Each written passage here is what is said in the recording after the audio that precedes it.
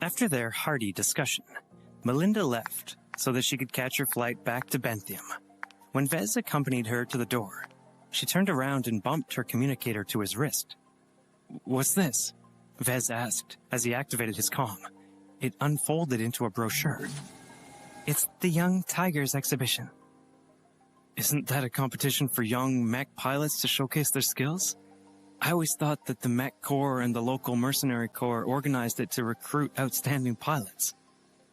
The Bright Republic publicized the YTE every year.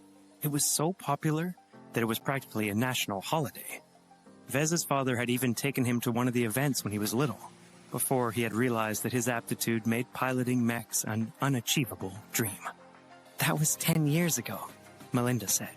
She reached over and tapped the brochure, flipping it to the next page. "In recent years, they've expanded the program to include a mech designer contest. It's not as thrilling as the mech battles, but the Mech Corps and a few big players pay a lot of attention to the people who do well in it." "I see." Ves nodded as he read the brochure. "It's conveniently open to mech designers who have just graduated or are in their final years of college. I guess the Republic wants to make sure it doesn't miss any talent." "You should check out the rewards." Ves did, and he nearly fell over in surprise.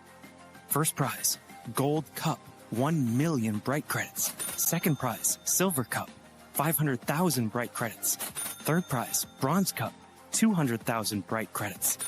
If he won first prize, it might not be enough to make the interest repayment, but he could at least afford other necessities. The raw materials to build a mech didn't come cheap. "These aren't even the real rewards," Melinda said excitedly.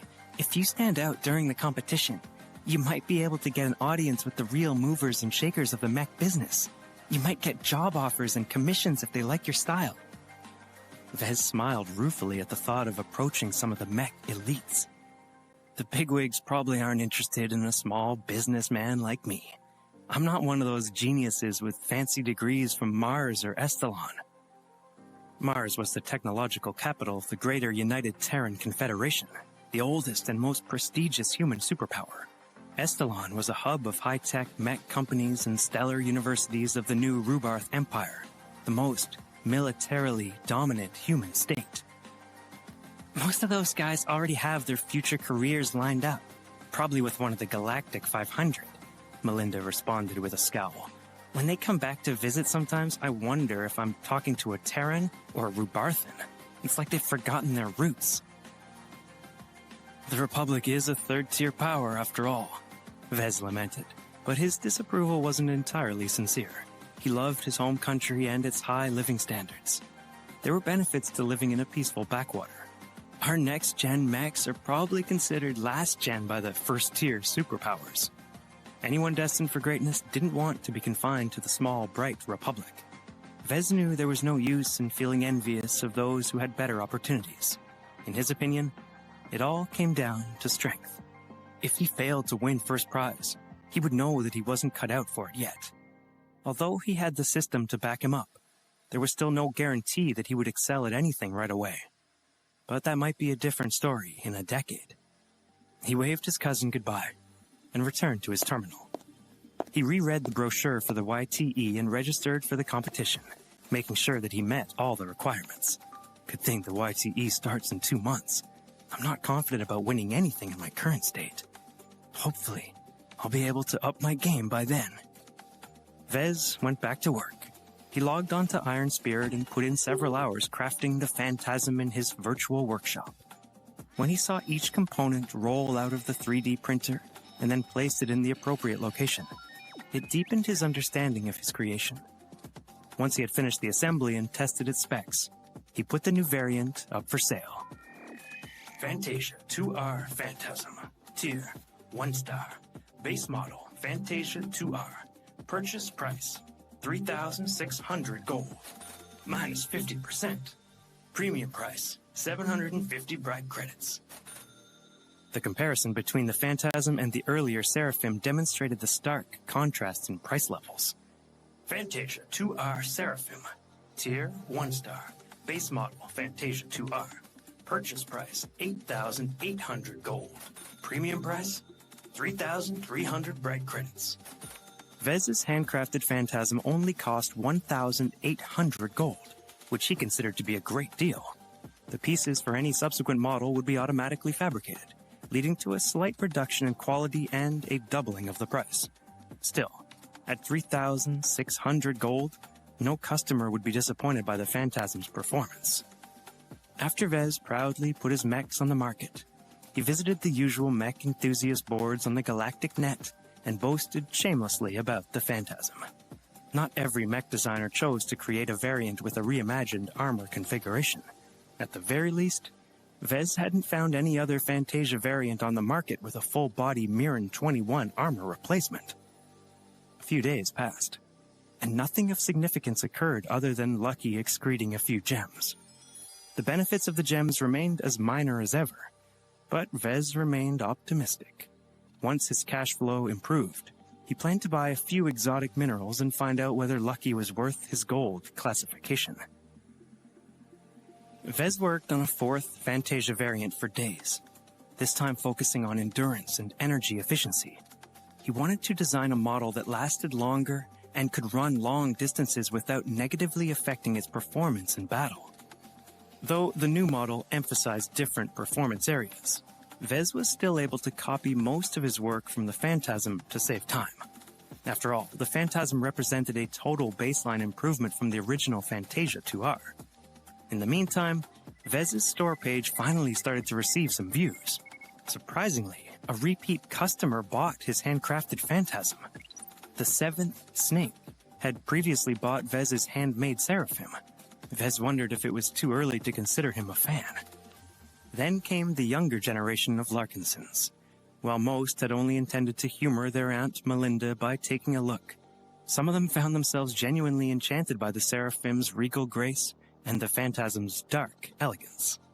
One of Ves's rich nephews impulsively bought the Seraphim with credits and wasted 3 months of his personal savings. A few of his other nephews and nieces decided to purchase the Phantasm, recognizing its superior performance as an ambush predator. There were even a couple who bought the 2RE as a joke, intending to surprise their friends with the model's ultimate move. Thus, Ves achieved 23 sales that week. Along with the original Seraphim, he had made 24 sales in total, which was almost 1/4 of his mission goal. It was only when he finished his latest customization that he logged back in to check his store page. His eyes widened when he realized Melinda had followed through with her promise and given him some much-needed help. The Phantasm's initial sales went well enough, but they soon tapered off once the interest died down. No one else seemed to be biting, and only an occasional customer designed to buy one. Ves suspected the one-off sales were likely people who had been defeated by the Phantasm in the match.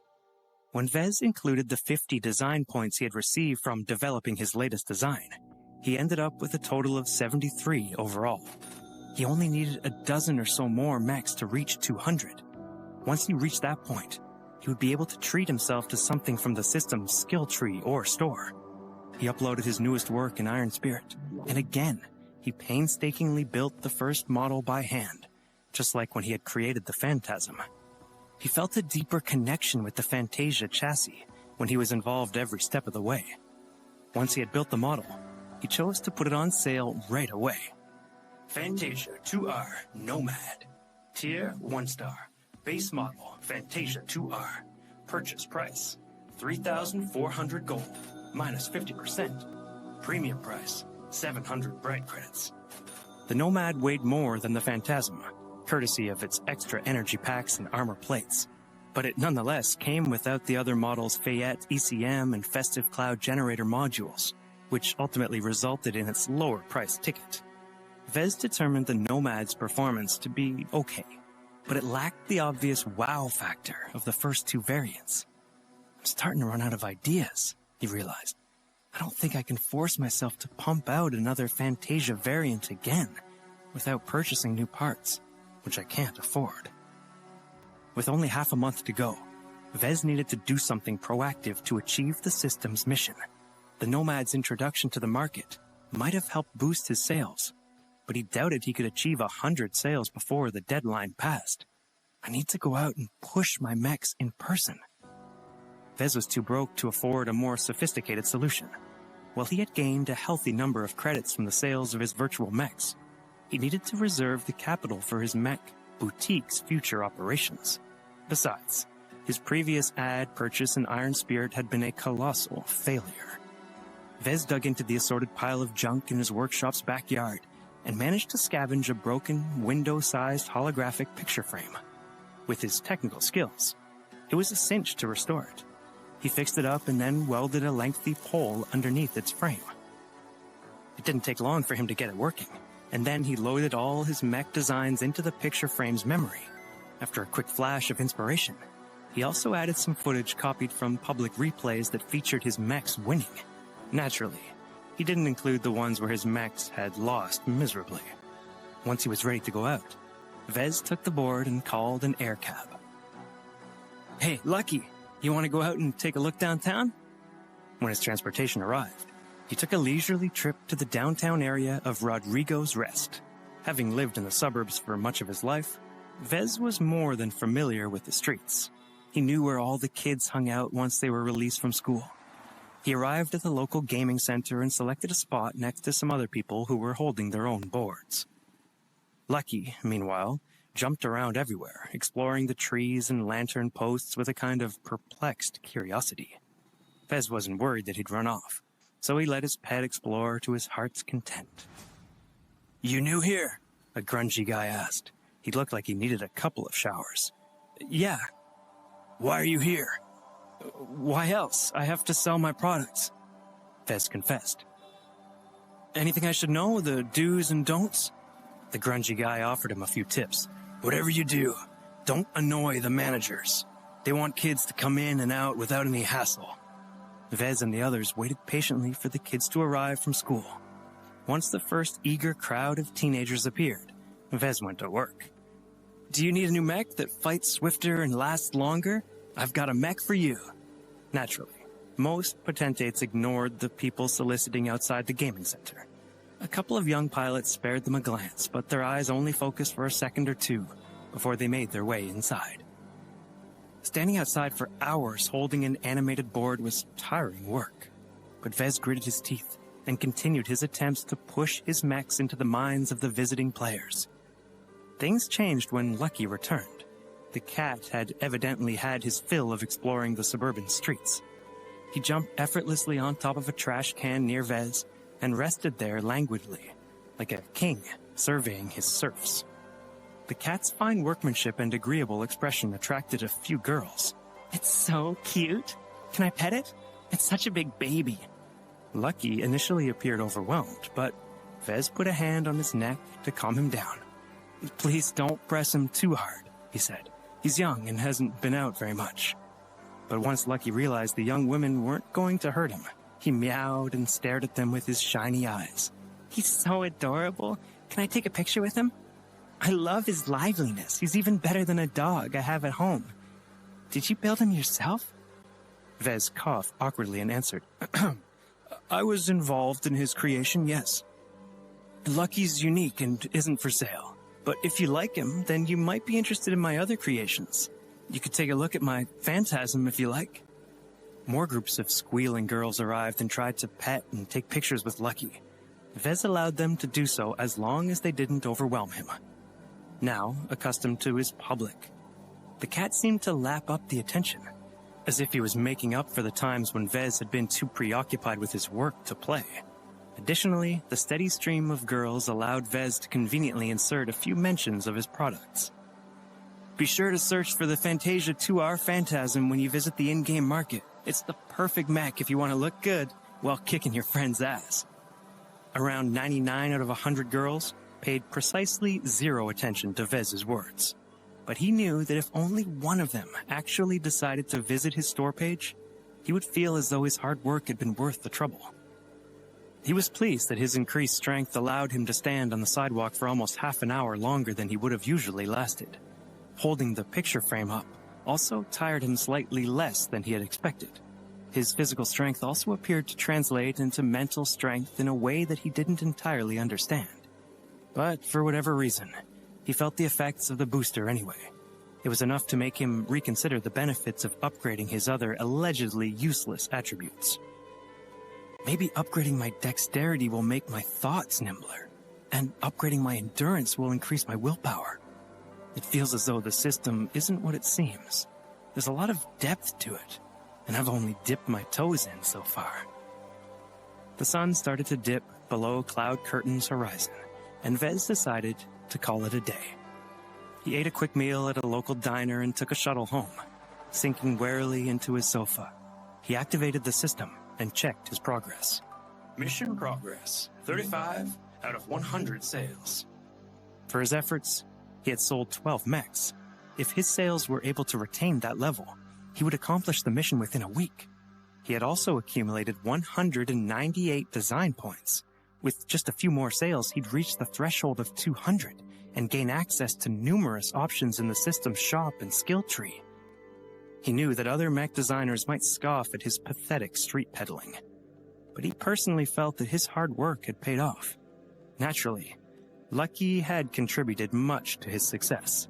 He picked up the sleepy cat and stroked his muzzle. "You did a great job acting cute. How about I order a few treats and have them delivered tomorrow?" Lucky meowed in satisfaction.